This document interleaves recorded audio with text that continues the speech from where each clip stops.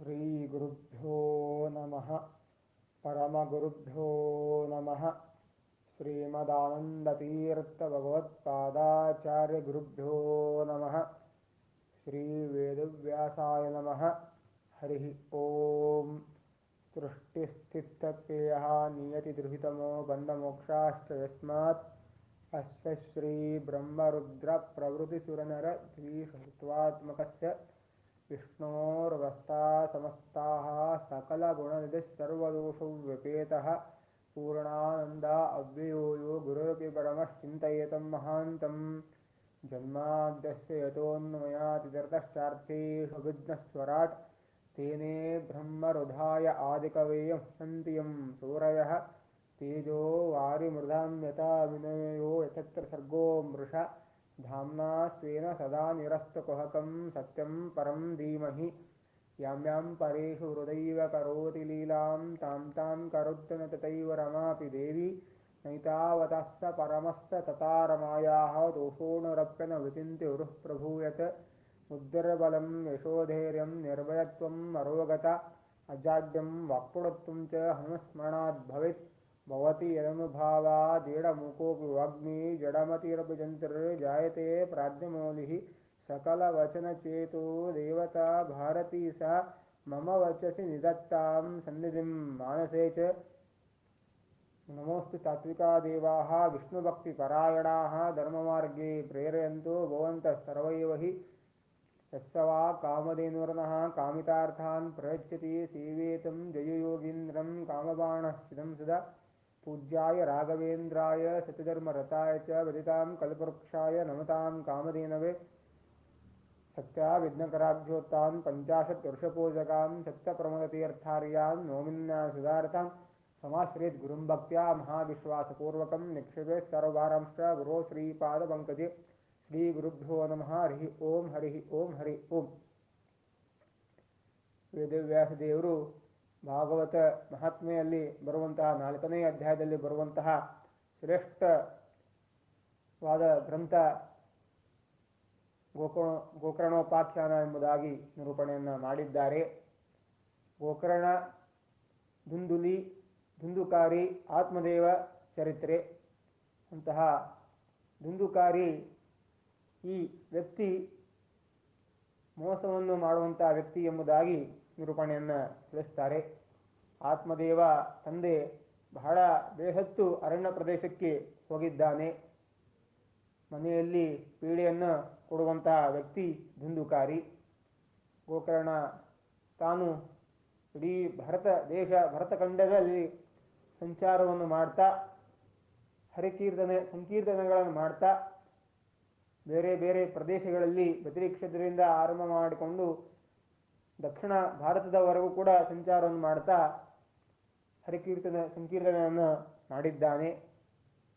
ಅದೇ ಸಂದರ್ಭದಲ್ಲಿ ದುಂದುಕಾರಿ ತಾಯಿ ಮರಣವನ್ನು ಹೊಂದಿದ್ದಾಳೆ. ಪೀಡೆಯನ್ನು ಕೊಡ್ತಾ ಸಂಹಾರವನ್ನು ಮಾಡಿದ್ದಾನೆ ದುಂದುಲಿ ಸಂಹಾರವಾಗಿದ್ದಾಳೆ. ನಂತರ ವೈಶಾವಾಟಿಕೆಯನ್ನು ಪ್ರಾರಂಭವನ್ನು ಮಾಡಿದ್ದಾನೆ. ದರೋಡೆ, ಸುಲಿಗೆ ಎಲ್ಲವೂ ಕೂಡ ಪ್ರಾರಂಭವಾಗಿದೆ. ಒಂದು ದಿವಸ ಈ ದುಂದುಕಾರಿ ವೈಶಾವಾಟಿಕೆಯರನ್ನು ನೋಡಿ ಸಂತೋಷಪಟ್ಟು ದೇಹವನ್ನು ಮಾರ್ತಾ ಅನೇಕ ರೀತಿಯಿಂದಾಗಿ ಮಜ್ಜ, ಮಾಂಸ, ಅನೇಕ ತಿನಿಸುಗಳನ್ನು, ಭಕ್ಷ್ಯಗಳನ್ನು ತಿಂದಿದ್ದಾನೆ. ಮಾಂಸಗಳನ್ನು ತಿನ್ನುವುದು ಸರಿಯಾದದ್ದಲ್ಲ, ಜೊತೆಗೆ ಮದ್ಯವನ್ನು ಕುಡಿಯುವುದು ಸರಿಯಾದದ್ದಲ್ಲ.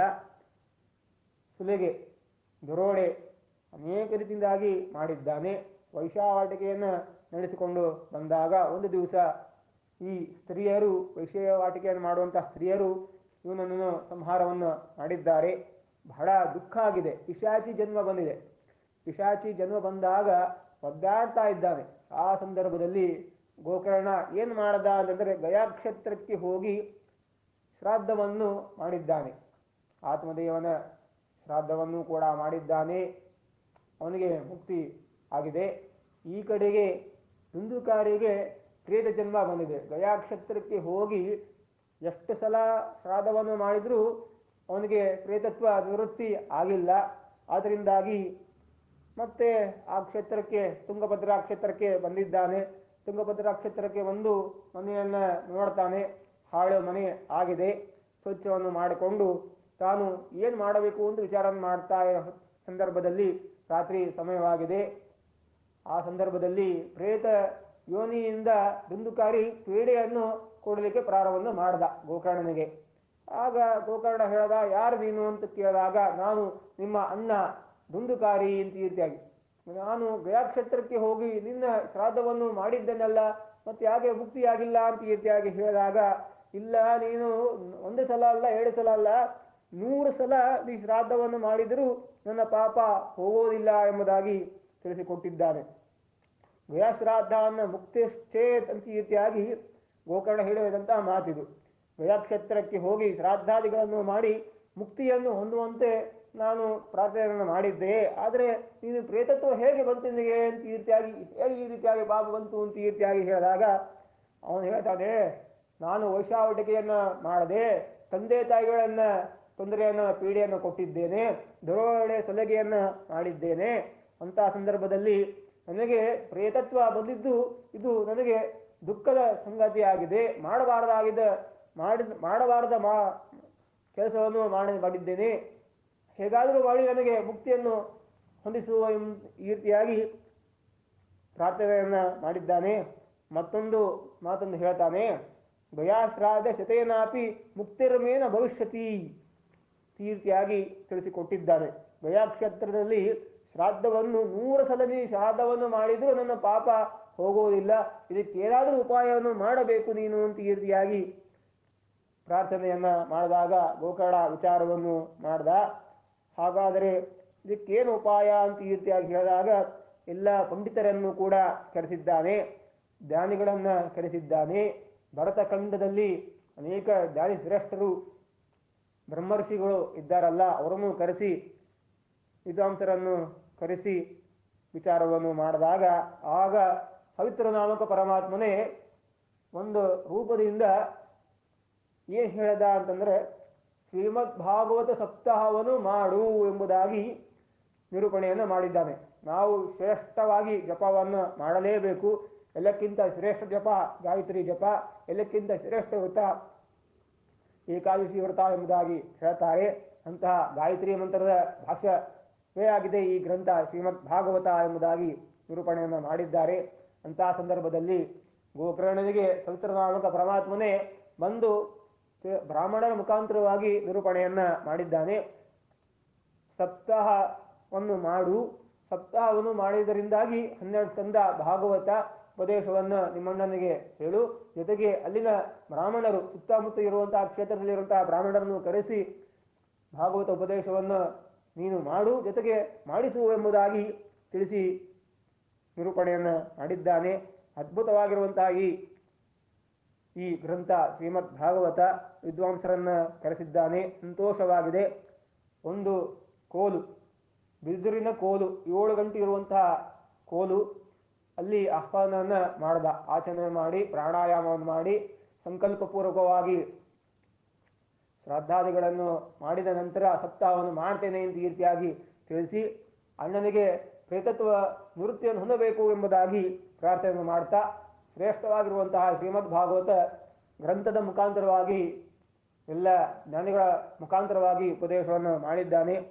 ಅಂತ ಶ್ರೇಷ್ಠವಾಗಿರುವಂತಹ ಶ್ರೀಮದ್ ಭಾಗವತ ಸಂಸಾರವನ್ನು ನಿವೃತ್ತಿಯನ್ನು ಹೊಂದಿಸುವಂತಹ ಗ್ರಂಥ, ಮೋಕ್ಷ ಕೊಡುವಂತಹ ಗ್ರಂಥ, ಪುರಾಣಗಳ ರಾಜ ಎಂಬುದಾಗಿ ನಿರೂಪಣೆಯನ್ನು ಮಾಡಿದ್ದಾರೆ. ಸಂತೋಷವಾಯಿತು. 7 ದಿವಸ ಭಕ್ತಿ ಶ್ರದ್ಧೆಯಿಂದ ಪ್ರೇರಾಗಿರುವಂತಹ ವ್ಯಕ್ತಿ ದುಂದುಕಾರಿ ಶ್ರವಣವನ್ನು ಮಾಡಿದ್ದಾನೆ. ನಿಷ್ಕಾಮೋಕ್ತಿಯಿಂದ, ದೃಢವಾದಂತಹ ಭಕ್ತಿಯಿಂದ. ಅವನ ಪ್ರಾರಬ್ಧ ಹೇಗಿತ್ತು ಅಂತಂದರೆ, ಹುಟ್ಟದಾರಭ್ಯ ಪ್ರೇತತ್ವ ಆಗೋವರೆಗೂ ಅವನು ಕೊಲೆ, ಸುಲಿಗೆ, ದರೋಡೆ, ವೈಶಾವಟಿಕೆ ಎಲ್ಲವನ್ನೂ ಕೂಡ ಮಾಡಿದ್ದ. ತಂದೆ ತಾಯಿಗಳನ್ನು ಪೀಡಿಸಿದ್ದ. ಅಂತಹ ಪ್ರೇತತ್ವವನ್ನು ಹೊಂದಿದಂತಹ ವ್ಯಕ್ತಿ ಪ್ರೇತತ್ವವನ್ನು ನಿವಾರಣೆ ಮಾಡೋಕ್ಕೋಸ್ಕರವಾಗಿ ತನ್ನ ತಮ್ಮನಾಗಿರುವಂತಹ ಗೋಕರ್ಣನ ಸ್ಮರಣೆಯನ್ನು ಮಾಡಿದ್ದಾನೆ. ಅಂತಹ ಶ್ರೇಷ್ಠವಾಗಿರುವಂತಹ ಗೋಕರ್ಣನನ್ನ ಸ್ಮರಣೆಯನ್ನು ಮಾಡಿ ಶ್ರೀಮದ್ ಭಾಗವತ ಶ್ರವಣವನ್ನು ಮಾಡಿದ್ದಾನೆ. ಭಾಗವತ ಶ್ರವಣ ಮಾಡುವುದರಿಂದ ಕೋಟಿ ಜನ್ಮ ಕೃತಂ ಪಾಪಂ, ಕೋಟಿ ಜನ್ಮದ ಪಾಪಗಳು ಕಳಿತಾವೆ ಎಂಬುದಾಗಿ ಹೇಳಿದ್ದಾರೆ. ಅಂತ ಶ್ರೀಮದ್ ಭಾಗವತ ಕೋಟಿ ಜನ್ಮದ ಪಾಪಗಳನ್ನು ಕಳಿತಾವೆ ಅಂತಂದ್ರೆ ಒಂದು ಕ್ಷಣದಲ್ಲಿ ನಾವು ಶ್ಲೋಕದ ಒಂದು ಪಾದನಾದರೂ ನಾವು ಶ್ರವಣ ಮಾಡಿದ್ರೆ ಸಾಕು, ಅಷ್ಟು ಪಾಪಗಳು ಕಳಿತಾವೆ ಎಂಬುದಾಗಿ ನಿರೂಪಣೆಯನ್ನ ಮಾಡಿದ್ದಾರೆ. ಅಂತ ಶ್ರೀಮದ್ ಭಾಗವತ ಗೋಕರ್ಣೋಪಾಖ್ಯಾನ ಪ್ರೇತತ್ವ ಹೊಂದಿದಂತಹ ವ್ಯಕ್ತಿ ಈ ದುಂದುಕಾರಿ ಪ್ರೇತತ್ವ ನಿವಾರಣೆಯನ್ನು ಭಕ್ತಿ ಶ್ರದ್ಧೆಯಿಂದಾಗಿ ಶ್ರೀಮದ್ ಭಾಗವತ ಶ್ರವಣವನ್ನು ಮಾಡಿದ್ದಾನೆ. ಅಂತಹ ಸಂತೋಷವಾಗಿದೆ. ದಿವ್ಯ ವಿಮಾನ ಬಂದಿದೆಯಂತೆ. 7 ದಿವಸ 7 ಗಂಟು, ಒಂದೊಂದು ದಿವಸದ ಗಂಟು